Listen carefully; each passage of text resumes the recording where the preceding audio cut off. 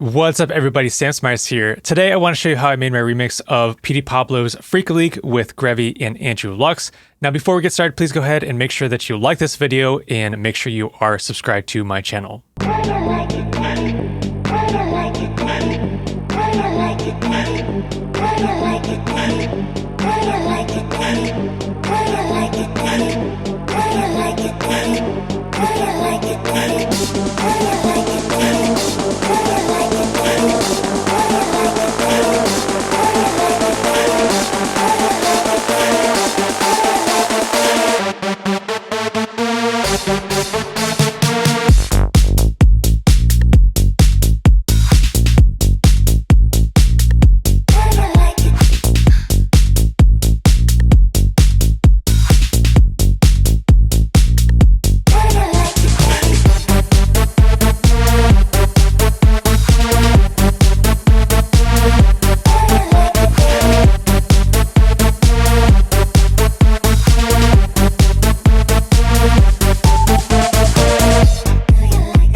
All right, so we've got this like minimal tech house vibe, and I want to go through this session. I have a separate session that I remade some of the sounds from the original track that I want to show you how I did that, and then I'm going to come back into this session.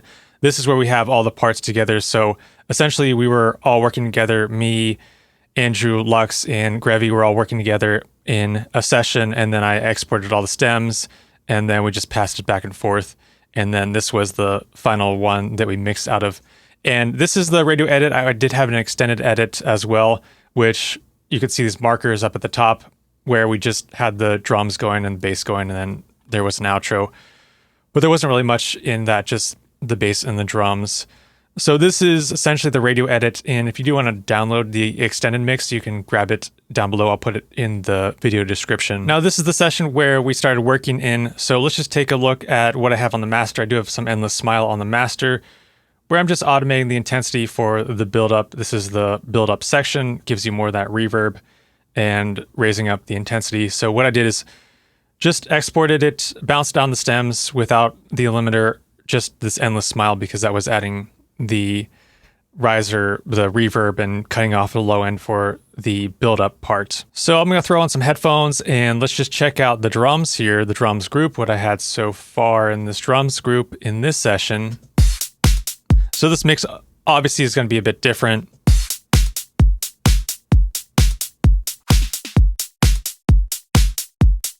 But just want to walk you through everything. Here we've got the hi-hats.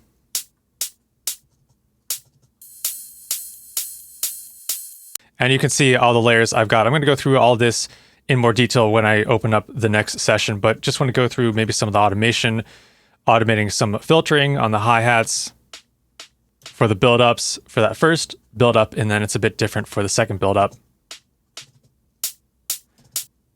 where it gets a bit brighter. So you can hear the difference where those hi-hats are a lot brighter in the second build-up.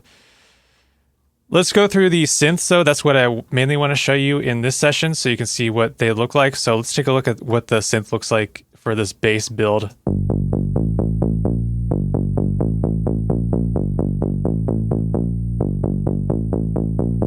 Looks like I use this preset called Dirty Cash, which, let's see where you can find this in my Tech House Volume 5.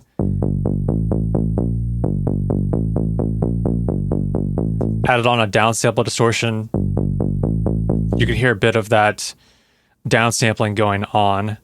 I like using this BX subfilter. I think it's a free plugin where it kind of like adds a low cut to the bass, but it almost makes it sound more bassy by doing that. But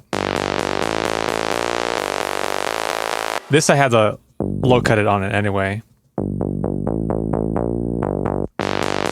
And there I'm just automating like the filter up. So here's all the automation. You can see this is the EQ, the filter automation of macro 1, which is, what is macro 1?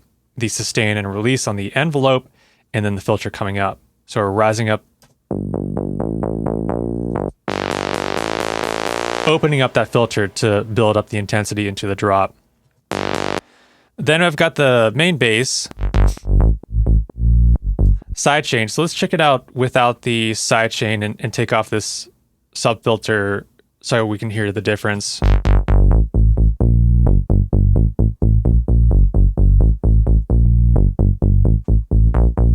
And I've got this automation going on throughout the progression.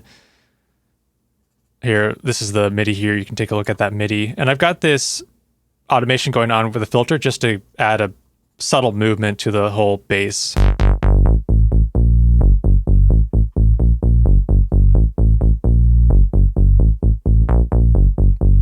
So you can see it opens up a lot more for that little parts.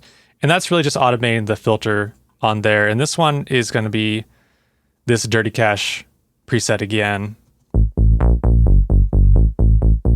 And then some EQ on here. And then I've got this EQ8, probably doing some low cut automation. So now I do have the synth that builds up in the build. And that is just a saw wave 7 voices of unison with a filter, no effects on there. And then another layer. So together.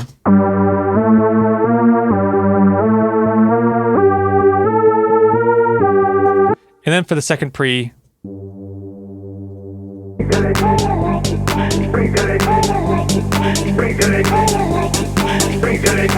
it's just playing that same note over and over instead of playing the progression. Now let's go into the saw lead that I tried to remake from the original track. So let's check it out here.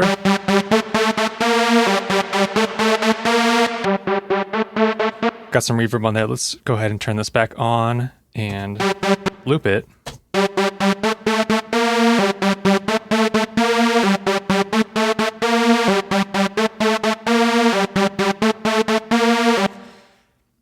Voicing's on mono. Here's my envelope 1, 7 voices of unison.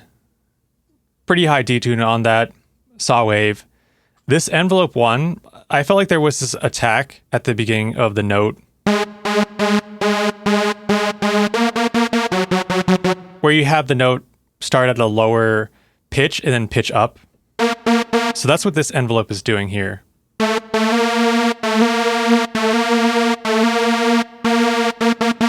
And I just have it assigned to the semitone, and it's going -1 semitone. Bit of a filter there, some EQ, and then I'm using this plate reverb. So that's how I remade that saw synth from the original track, and then layered it with a lower layer. There's just a sub there, so that all happens right before the drop. Now let's get into this saw wave, sine wave lead.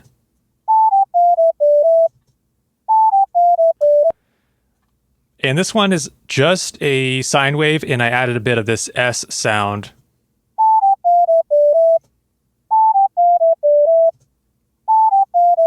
Very subtle, but it gives it that flute-like sound with some of this portamento. So that gives it a bit of glide.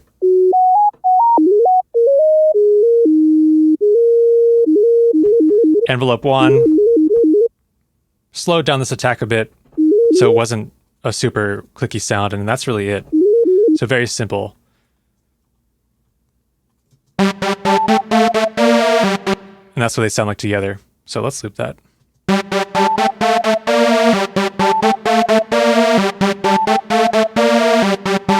And those were the two original sounds from the two sounds from the original that I wanted to we wanted to reuse, but everything else, I think that was really it as far as the synths.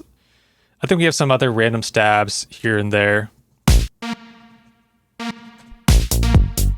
kind of like there, and the effects and everything, the vocals. Chop these up, used La La to extract the vocals from the track. The one thing about the vocal is we couldn't get rid of it saying... You can hear him say freak in the background. We couldn't really get rid of that. from the extraction, but that's okay. Then we have this like vocal chop.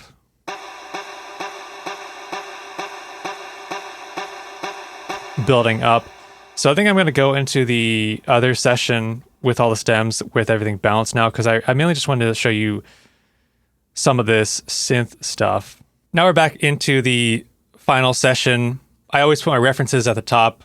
Got this Chris Lake Toxic track as reference, and then just referencing previous versions, and that is just in a group at the top. Let's check out what we got on the master. Pro C2, K-clip for soft clipping, Ozone 11. Let's see if we did some stuff with any of these.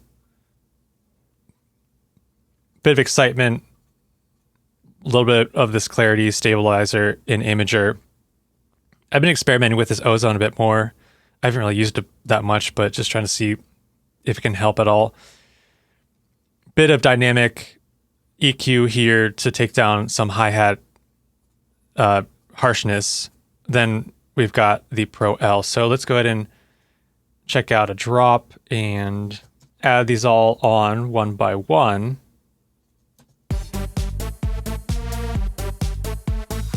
But let's just turn on the Pro L2. Now the compressor, the K-clip, the Ozone 11, and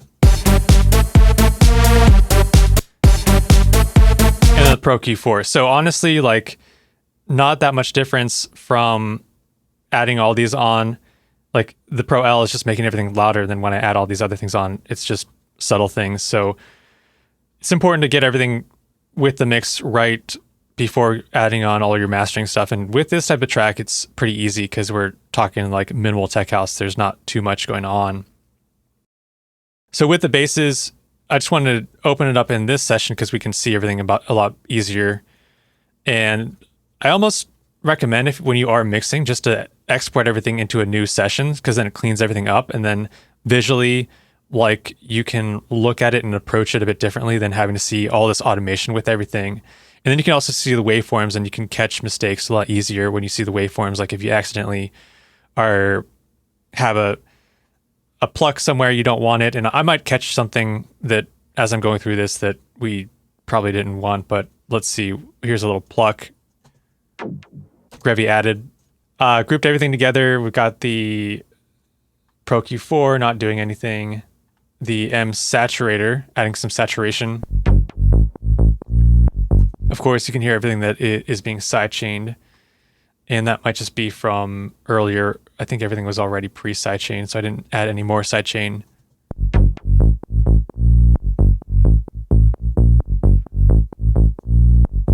Just a little bit of EQ, just trying to get it to cut through the drums. Let's go ahead and solo the bass.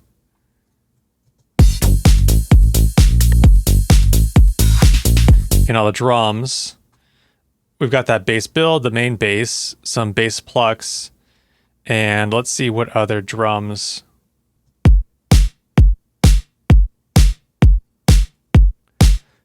So I think I added on another kick here, like a transient, because I needed a bit more transient out of just this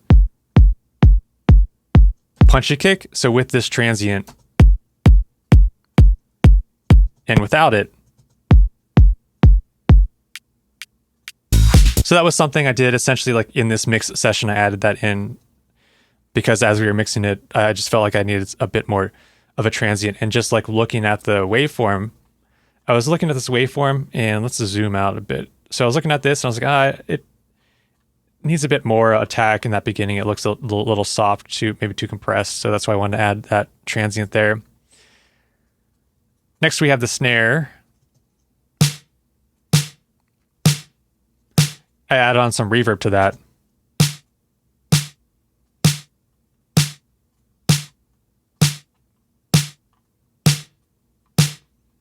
In the mix.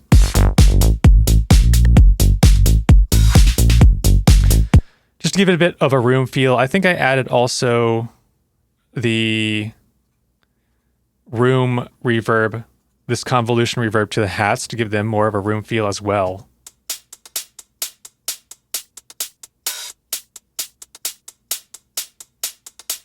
and all together.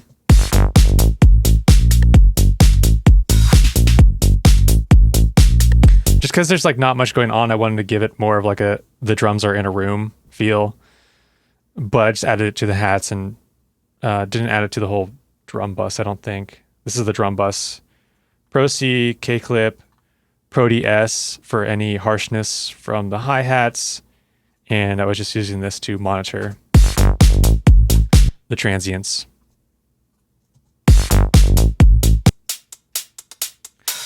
So we've got some hat rhythm here, a loose hat,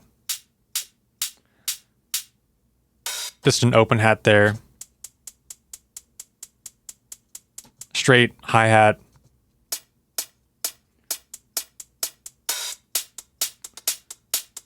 then a ride later on,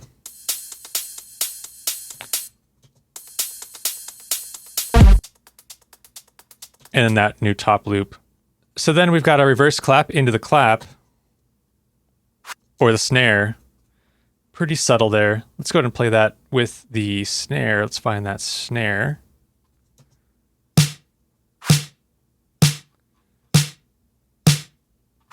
So you can hear that reverse clap there. Some other snare percussion. Snare fill. Snare build. Just like a 909 snare we took from the 909 kit from Ableton. Effects, not very many effects in here. I think just this riser for that build.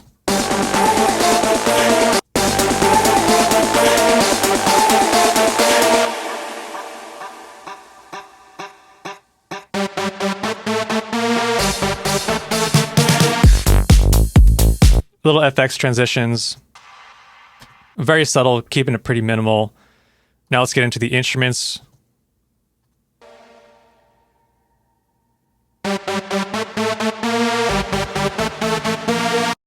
So that's everything that I showed you from that first session. There's a little extra saw lead here.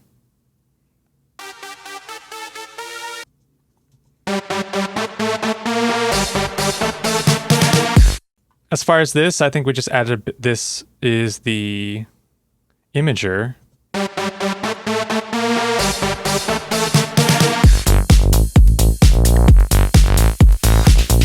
So they've got automating that bass, the filter on that bass. And we add in these like vocal chops there. That's just from the original vocal. We heard it and in like the vocal, and then we thought it would be cool just to do that in the second drop.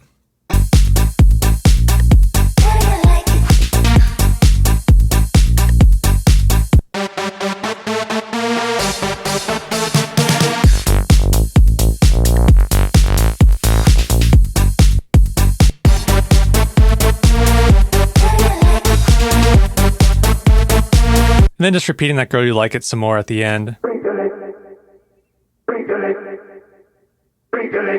So there you have him saying Freek-A-Leek. Filtered, automating that filter is coming up with some delay on there. And then for the break here,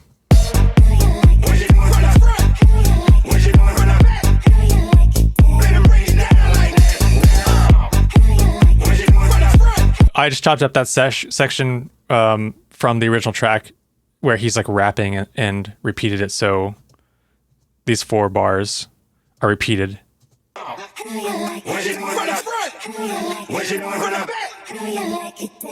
Got a light side chain on those vocals. You can hear it pumping a bit.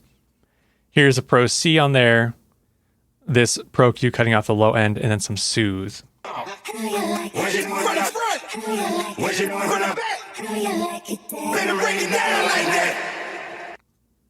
Now for the extended mix, the extended mix was like 4 minutes and 20. This mix made it like, we made it more like a radio edit, so it's like 2 minutes and 20. Really just have a build up into the drop, into a little break, and then another build up into the drop. So typical structure for this type of song.